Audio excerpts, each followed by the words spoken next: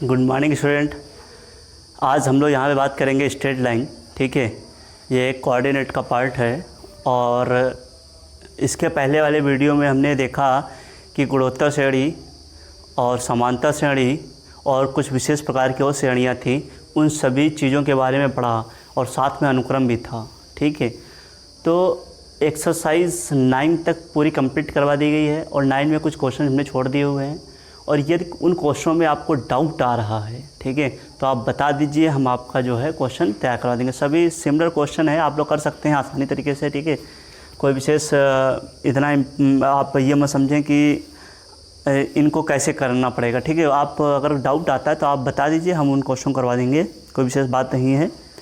बशर्ते आप चीज़ों को कर लें वो ज़्यादा सही है। ठीक है, देखें सरल रेखा स्ट्रेट लाइन में क्या हम लोग पढ़ेंगे। यहाँ पे आप समझें कि 9th और हाई स्कूल में जो आप कोऑर्डिनेट पढ़ के आए हैं, थोड़ा बेसिक कोऑर्डिनेट है यहाँ पे। ठीक है, फिर इसके बाद में स्ट्रेट लाइन के बारे में पढ़ेंगे कि किस हिसाब से सरल रेखाएं क्या होती हैं, सरल रेखाएं। ठीक है, और उनके जो ग्राफ है, ग्राफ वगैरह क्या है, या फिर जो है जो पॉइंट जो कोऑर्डिनेट निर्देशांक ज्यामिति में जो सरल रेखा का महत्व है, उन सब चीज़ों के बारे में समझेंगे। ठीक है, तो सबसे पहली बात आती है कि कोऑर्डिनेट में आपको समझना पड़ेगा। सबसे पहली बात हमको पता होना चाहिए कि ये होता है एक्स अक्ष, एक्स एक्सिस भी बोल सकते हैं, एक्स डैश अक्ष मतलब क्या हुआ कि ऋणात्मक दिशा, ये वाई धनात्मक अक्ष, और ये क्या हुआ वाई डैश ऋणात्मक अक्ष।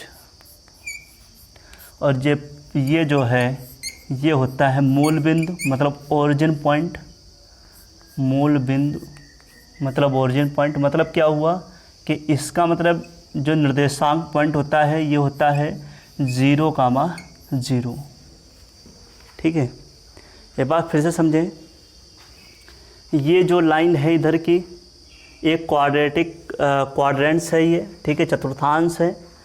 ये जो इधर का पॉइंट है ये है एक्स एक्सिस, ये है एक्स डैश एक्सिस, ये है वाई एक्सिस, ये है वाई डैश एक्सिस। ठीक है, एक्स अक्ष, एक्स डैश अक्ष, वाई अक्ष और वाई डैश अक्ष। ये डैश का मतलब यहाँ पर ऋणात्मक शो कर रहा है। ठीक है, चीज़ों को आप समझ सकते हैं। ठीक, अब देखें यहाँ पे बात क्या आती है, रिप्रेजेंट तो आप समझ ही जाएंगे कैसे ग्राफ में इसको रिप्रेजेंट करेंगे। ठीक है, मेन बात आती है कि इनमें अगर 2 पॉइंट हो, एक पॉइंट हो x1 कामा x2, x1 कामा y1, और दूसरा पॉइंट हो x2 कामा y2, और कोई पूछ दे कि बीच की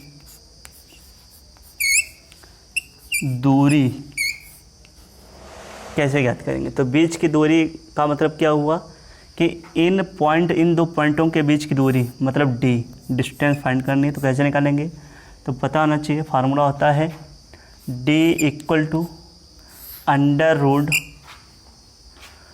√y2 - y1 या x2 - x1, x2 - x1 का होल वर्ग प्लस y2 - y1 का होल वर्ग।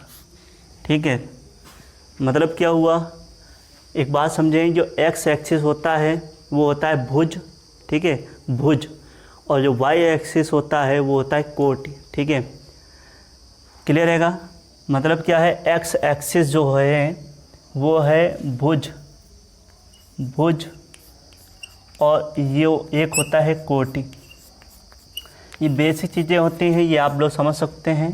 जैसे कहीं पे 2,4 दे रखा है तो इसका मतलब जो भुज है वो यहाँ पे 2 है और जो कोटि है तो यहाँ पे 4 है। तो कह सकते हैं, तो बीच की दूरी का फॉर्मूला होता है भुज के अंतर का वर्ग, भुज के अंतर का वर्ग प्लस कोटि के अंतर का वर्ग का रूट।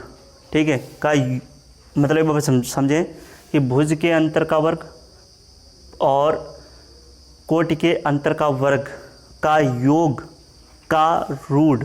ठीक है, तो वो हमारे पास बीच की दूरी का फार्मूला निकल के आता है। ठीक है, ये आप ध्यान रखें। ठीक। दूसरी बताती है यदि x1 कमा y1 और x2 कमा y2, ठीक है, के मध्य बिंदु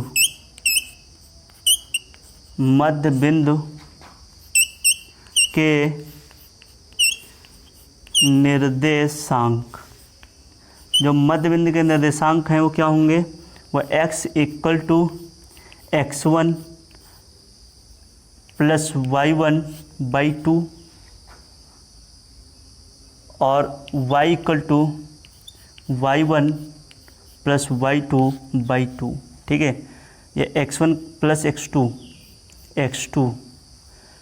x equal to x1 plus x2/2 comma y1 plus y2/2, ठीक है। उसके बाद में क्या आता है, अगर मान लेते हैं कि एक 3 पॉइंट हो, एक हो x मतलब 2 पॉइंट हो, एक हो x1 कामा y1, एक है x2 कामा y2।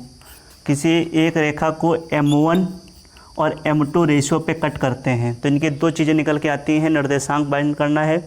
अगर अंतः विभाजन करें, अगर अंतः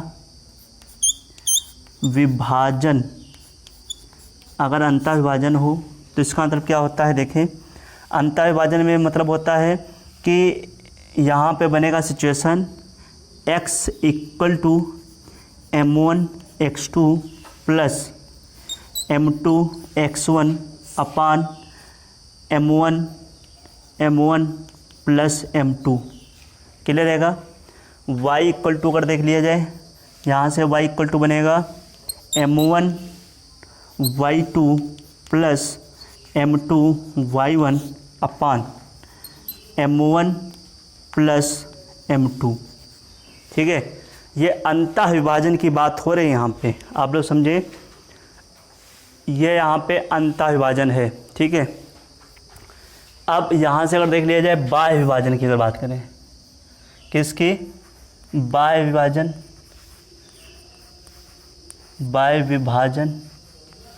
तो बाह्य विभाजन का मतलब क्या हुआ, देखें। ये हुआ x equal to m1 x2 minus m2 x1 upon m1 minus m2, ठीक है। उसके बाद में यहाँ पे y इक्वल टू क्या होगा, m1 y2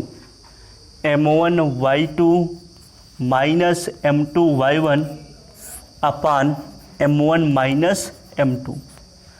ये बातें यहाँ से निकल के आती हैं, ठीक है। अब एक बात और समझें, अगर 3 पॉइंट हों, 3 पॉइंट का मतलब क्या हुआ,